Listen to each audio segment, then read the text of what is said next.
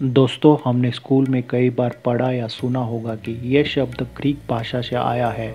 इसका मतलब ये है, ये ग्रीक भाषा, जिसे यूनानी भाषा और ग्रीस भाषा कहा जाता है, प्राचीन ग्रीक सभ्यता की मुख्य भाषा थी। प्राचीन ग्रीस सभ्यता या यूनानी सभ्यता आधुनिक ग्रीस, बल्गेरिया और तुर्की के कुछ हिस्सों में लगभग 8वीं शताब्दी ईसा पूर्व से 6वीं शताब्दी ईसा तक, यानी लगभग 1300 साल तक राज्य करने वाली भाषा थी। प्राचीन इतिहासकारों के लिए यूनानी सभ्यता हमेशा से ही महत्वपूर्ण रही है, क्योंकि आधुनिक पश्चिमी सभ्यताओं की गहरी जड़ इसी यानी ग्रीस सभ्यता को माना जाता है। इसके बाद इसका असर रोमन साम्राज्य पर भी पड़ा था, जिसकी छाप आज भी देखी जा सकती है।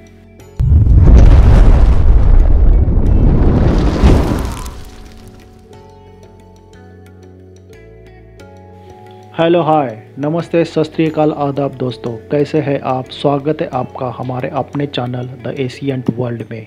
आज हम जानेंगे अलेक्जेंडर द महान का देश ग्रीस के बारे में कुछ ऐसी बातें जो शायद ही आप जानते हैं। दोस्तों, आगे बढ़ने से पहले वीडियो को लाइक करना मत भूलिएगा, और अगर आप चैनल पे नए हैं तो please subscribe the channel. Number 1, Greece दक्षिणी यूरोप में बसा है। इसके उत्तर में बल्गेरिया, मकदूनिया और अल्बानिया है, तो पूर्व में तुर्की है। यह भूमध्य सागर के उत्तर पूर्व में स्थित द्वीपों का एक समूह है। ग्रीस में 2000 आइलैंड है, जिनमें 170 पर लोग रहते हैं। आपको जानकर हैरानी होगी कि ग्रीस की तटीय रेखा 13,676 किमी लंबी है। ग्रीस को ऑफिशियली हेलेनिक रिपब्लिक कहा जाता है। नंबर 2, ग्रीस की लोक संख्या करीब 12 करोड़ है। देश की करीब 40% आबादी राजधानी एथेंस में रहती है।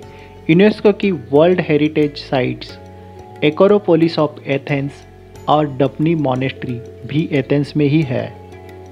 एथेंस को यूरोप का सबसे पुराना शहर माना जाता है। सबसे पहले लोग यहाँ 7000 साल पहले रहने आए थे।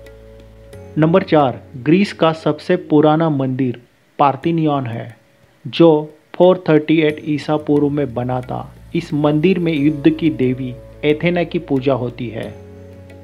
नंबर 5, 453 ईस्वी में तुर्की ऑटोमन साम्राज्य ने ग्रीस पर कब्जा कर दिया था। 376 ईयर्स ऑटोमन साम्राज्य में रहने के बाद 1829 में ग्रीस स्वतंत्र हुआ। नंबर 6, मैथ्स के कंसेप्ट जैसे पाइथागोरस, आर्किमिडीज और अपोलोनियस और इक्विलिड ग्रीक के पूर्वजों के ही देन है। नंबर 7, ग्रीस को ओलंपिक खेलों का जन्मस्थल माना जाता है। 776 ईसा पूर्व में यहाँ पहली बार ओलंपिक खेलों का आयोजन हुआ था। ग्रीक का राष्ट्रीय खेल फुटबॉल है। नंबर 8, ग्रीस सिकंदर महान की जन्मभूमि है। वह मकदोनिया यानी मैसेडोनिया का ग्रीक शासक था। उसे अलेक्जेंडर तृतीय और अलेक्जेंडर मैसेडोनिया नाम से जाना जाता है। वह अपनी मृत्यु तक हर उस ज़मीन को जीत चुका था जिसकी जानकारी प्राचीन ग्रीस के लोगों को थी। यह वजह है कि उसे विश्व विजेता कहा जाता है। अलेक्जेंडर ने ईरान, सीरिया, मिस्र, मेसोपोटामिया, फिनिशिया, जुएदा, गाजा, बैक्ट्रिया और भारत के पंजाब तक का प्रदेश जीत लिया था। उसे फारसी में एस्कंदरिय मकदूनी यानी मेसोडिया का अलेक्जेंडर कहा जाता है, और हिंदी में उसे सिकंदर महान कहा जाता है। नंबर 9, ग्रीस दुनिया भर में जैतून का तीसरा सबसे बड़ा उत्पादक देश है। यही नहीं, दुनिया भर में इस्तेमाल किए जाने वाले मार्बल्स का 7% उत्पादन ग्रीस में होता है। नंबर 10, ग्रीस की नौसेना दुनिया की सबसे बड़ी नौसेना है। दुनिया के 15.17% जहाज अकेले ग्रीस के पास है। नंबर 11, माउंट ओलंपर पर स्थित माइटिका ग्रीस की सबसे ऊंचाई वाली जगह है। यह नॉर्थ ईस्ट ग्रीस के थेस्ले क्षेत्र में है। यह ज़मीन समुंदर से 9577 फीट ऊंचाई पर है।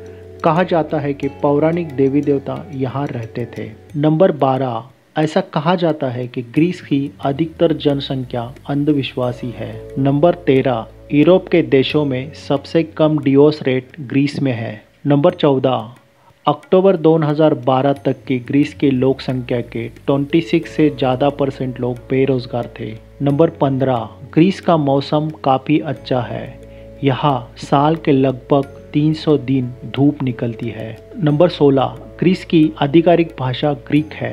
इसके अलावा यहाँ अल्बेनियाई, तुर्की, बुल्गारी और मकेदोनियाई भाषा बोली जाती है। नंबर 17, भारत में ग्रीक को ग्रीस और यूनान कहा जाता है और वहाँ के लोगों को यूनानी या यवन कहा जाता है। नंबर 18, प्राचीन ग्रीक के लोग नंगे होकर अभ्यास किया करते थे। नंबर 19, प्राचीन ग्रीस की 40 से 80% आबादी गुलामों की थी, जिन्हें खुले बाजार में खरीदा और बेचा जाता था। गुलामों को अक्सर नमक के बदले में खरीदा जाता और महिला गुलामों की कीमत ज़्यादा होती थी। नंबर 20, 5वीं से 4वीं शताब्दी ईसा पूर्व में प्राचीन ग्रीस की अर्थव्यवस्था उस समय के भारतवर्ष के बाद दूसरी सबसे बड़ी अर्थव्यवस्था थी। दोस्तों, आशा करते हैं आपको ये जानकारी अच्छी लगी होगी। हम जल्दी हाजिर होंगे एक नई कहानी के साथ। तब तक देखते रहिएगा द एशियंट वर्ल्ड।